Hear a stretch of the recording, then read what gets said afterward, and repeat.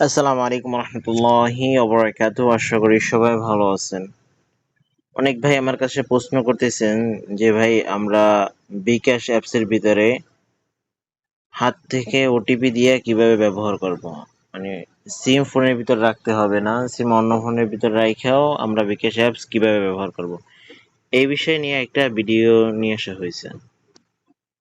প্রথমে আমরা বিকাশ অপশনের ভিতরে যাব।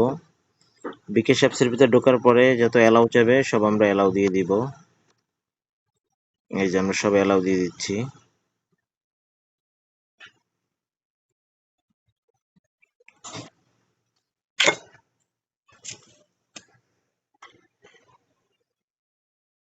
তারপরে আমরা রেজিস্ট্রেশনের উপর ক্লিক করব। এবার আপনার ফোন নাম্বার দিবেন।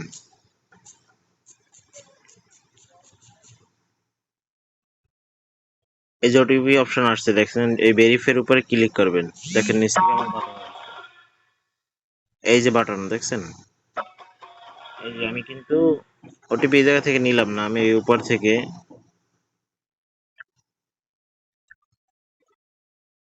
এই যে আমি কপি করে নিলাম, নিয়ে তারপরে এই জায়গায় পেস্ট করলাম, তারপরে অ্যালাউ দিলাম।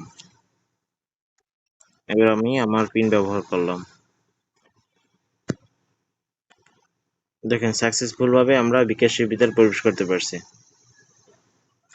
যাদের অ্যাপসটি প্রয়োজন অবশ্যই আমার ইনবক্সে যোগাযোগ করবেন।